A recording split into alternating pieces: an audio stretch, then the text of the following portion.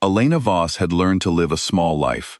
She kept her head down, worked long hours at a quiet clinic in a town nobody important would ever visit, and raised her son alone. For 7 years, that had been enough. It had to be enough. She had made her choice a long time ago, and she did not allow herself to question it, not even on the hardest nights. Her son, Kai, was 7 years old, with dark hair and sharp golden eyes that did not belong to anyone in the small human town where they lived. He was fast, stronger than any boy his age had a right to be, and he sometimes woke up in the middle of the night shaking, his skin too hot, his breathing too quick. Elena always sat with him until it passed. She always told him it was just a fever. She had gotten very good at lying to protect him. She had not always lived this way. Once, she had been a healer for the Ashwood Pack, sent across contested territory to help broker peace with the most powerful wolf in the north, Alpha King Damon. She remembered him clearly, even after all this time. He was tall and quiet in a way that made people nervous, the kind of quiet that came from carrying more responsibility than anyone should have to carry alone. She had expected to dislike him. Instead, over one long summer of tense negotiations and shared meals and slow, careful conversations, she had fallen in love with him. It had been reckless. It had been the best summer of her life. Then she had discovered she was carrying his child, and on the same night, she had overheard 2 of his advisors speaking in low voices about how a healer from a rival pack could never be allowed to bear an heir to the Cade bloodline. They had not said the word kill directly. They had not needed to. Elena understood exactly what kind of world she would be bringing her son into, and she understood that Damon, for all his strength, could not protect her from enemies who moved in the shadows of his own court. So she left. She did not say goodbye. She packed one bag, drove through the night, and did not stop until she was somewhere no wolf would think to look for a healer, with no pack and no name. She became someone else. She became just a mother, raising a boy who did not know what he was. For 7 years, it had worked. Then came the night everything changed. Kai had been playing in the backyard when another boy from the neighborhood teased him about his eyes, calling them strange and unnatural. Elena had watched from the kitchen window as her son's shoulders began to shake, his hands curling into something that was not quite hands anymore. She ran outside, just in time to pull him behind the shed, to hold him as his body fought against itself, fur rippling beneath his skin before receding again. It was the earliest and most violent shift she had ever seen, far too early for a boy his age, and far too public a place for it to have happened. Only luck, and the fact that the other children had already run inside frightened, kept her secret safe that night. But Elena knew, with a cold and heavy certainty, that luck would not protect them again. Kai's wolf was growing faster than his body could contain it.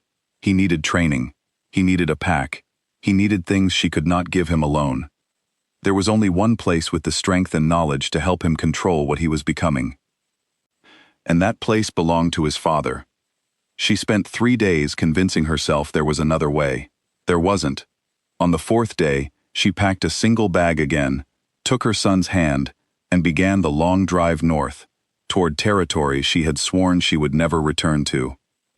The Cadelands looked the same as she remembered, dense forest giving way to a great stone lodge at the heart of the territory.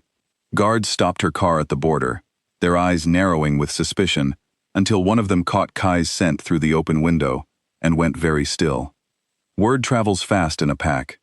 By the time Elena stepped out of the car, Damon Cade was already walking toward her across the clearing, and the look on his face was something she had never seen there before. Not the calm authority she remembered. Something closer to disbelief, and beneath it, something that looked almost like grief. His eyes moved from her face to the boy standing half-hidden behind her leg, and Elena watched understanding land on him like a physical blow.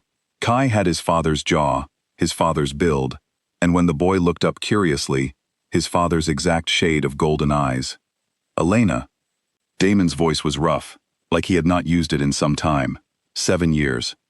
I know, she said quietly. I know how this looks. Do you? It was not really a question. He crouched slowly to Kai's level instead, and his voice softened in a way Elena had almost forgotten he was capable of. Hello, what's your name? Kai, the boy said, studying the stranger with open curiosity rather than fear, the way children do when instinct tells them something even before understanding catches up. Kai. Damon repeated the name like he was memorizing it. Then he stood, and when he looked at Elena again, the softness was gone, replaced by something sharper. We need to talk, alone. They spoke in his study, while a pack member Elena barely recognized kept Kai occupied outside. Damon did not raise his voice, which somehow made it worse. He asked her why. He asked her how she could disappear with his child and never once send word that his son existed. Elena answered as honestly as she could, telling him about the conversation she had overheard, about the danger she believed was real and immediate, about a healer with no standing in his court, and no way to protect herself or an unborn heir from enemies inside his own walls. Damon's jaw tightened at the mention of the overheard conversation. He asked her to describe the voices, the details, anything she remembered, and when she did, something dark passed behind his eyes, the look of a man recognizing a threat he had failed to see for 7 years. "You should have told me," he said finally. "I would have protected you both." "You couldn't even protect yourself from whoever was planning it," Elena said. "I made the only choice I could make with the information I had. I'm not going to apologize for keeping our son alive." The word "our" seemed to catch him off guard. For a long moment, neither of them spoke.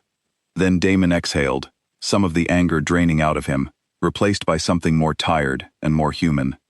"No," he admitted, "you're not going to apologize for that. But we have 7 years to make up for, and I don't know where to start." "Start with keeping him safe," Elena said. "That's why I'm here. Not for us, for him." Damon nodded slowly, though something in his expression suggested he did not entirely believe there was no us left to consider. Over the following days, Kai was introduced carefully to pack life. He met other pack children his age, learned to run the training paths at a slower pace suited to his level, and began working with an elder wolf who specialized in helping young shifters control early or unstable shifts. Elena watched from a careful distance, still uncertain of her place in this world she had once fled, but she could not deny how quickly her son seemed to belong here, how his shoulders relaxed in a way she had never seen in their old life, how he laughed more freely among wolves who understood exactly what he was without explanation. Damon made a point of being present for much of Kai's training, patient and steady in a way that surprised Elena more than she expected. He did not try to make up 7 years in 7 days. He simply showed up, again and again, letting Kai set the pace of their relationship. Slowly, cautiously, Kai began seeking him out, asking questions about wolves and pack history, with the eager curiosity of a boy discovering a part of himself he had never known existed. But the peace was fragile. Elena noticed it first in small things: guards who watched Kai a little too closely, a chill in the air whenever certain senior pack members were present at gatherings. Damon noticed it too. He began quietly investigating the old conversation Elena had overheard years earlier, working through pack records and loyalties with the help of a few trusted advisors. What he found confirmed her worst fears. A faction within the pack, led by a distant cousin named Weston, who had long resented his own distance from the line of succession, had indeed planned to eliminate any threat to his own ambitions years earlier. Weston had grown quieter over the years, biding his time, but Kai's sudden and undeniable arrival had reignited the old danger. A legitimate, powerful heir standing between Weston and future influence was a problem he could not simply ignore. Damon moved carefully, gathering proof rather than acting on suspicion alone, aware that accusing a senior pack member without evidence could tear the pack apart from within. Elena, sensing the tension building, found herself falling back into old fears, wondering if she had made a terrible mistake bringing Kai into danger a second time. Everything came to a head on the night of the full moon gathering, a pack tradition where every member ran the boundary paths together beneath open sky. Weston had chosen the chaos and confusion of the Great Run as his opportunity. As the pack scattered across the moonlit forest, a small group of his loyalists moved to separate Kai from the others, intending to make his disappearance look like a tragic accident of the wild. Elena felt it before she understood it, a mother's instinct screaming that something was wrong, even as she lost sight of her son in the trees. She broke from the formal run without hesitation, cutting through the forest on a path only a healer familiar with the old trails would know, calling Damon's name into the night. Damon reached them first, arriving just as Weston's men closed in around Kai, who had already begun to shift under the stress of the ambush, his young body forced into an early and painful transformation. What happened next surprised everyone present. Rather than the uncontrolled outburst of a frightened child, Kai's shift steadied into something powerful and startlingly controlled, an instinctive display of strength that made even Weston's hardened loyalists hesitate. Damon arrived a heartbeat later, placing himself bodily between his son and the threat, and the fight that followed was brief but fierce.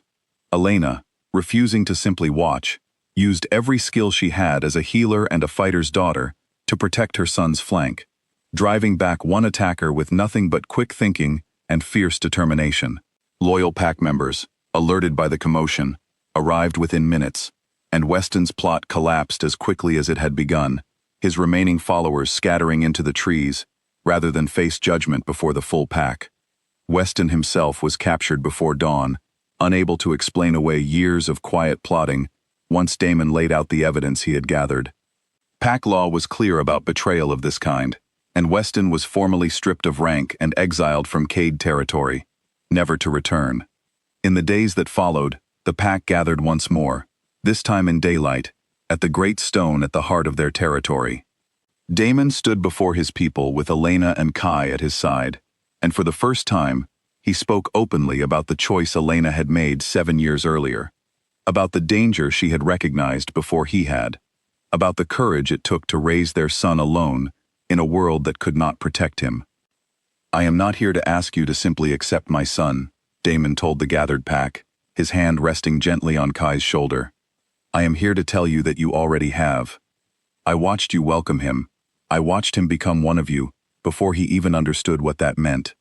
Kai is my heir, born of my blood, and raised by a mother whose strength I failed to fully understand until now." He turned to Elena then, in front of the entire pack, and asked her formally to stand beside him, as his mate and future Luna, not as an apology for the years lost, but as a promise for the years ahead. Elena, who had spent 7 years believing she would always stand alone, felt something in her chest finally loosen. She said yes. The pack's response was immediate and overwhelming, a rising cheer that echoed off the stone and through the trees, welcoming both mother and son, not as outsiders who had returned, but as family who had finally come home. That evening, as the celebration continued around the great fire, Elena stood at the edge of the territory boundary, with Damon beside her, and Kai laughing somewhere nearby, among a group of pack children who had already claimed him as one of their own. She thought of the frightened woman who had once driven through the night with nothing but a single bag and an unborn child, certain she was making the only choice that could keep her son alive. She had been right to run. She could see that clearly now.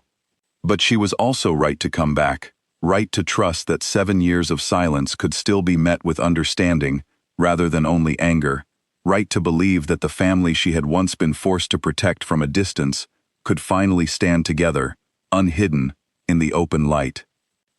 Damon reached for her hand, and she let him take it. For the first time in 7 years, Elena did not feel like she was hiding anything at all.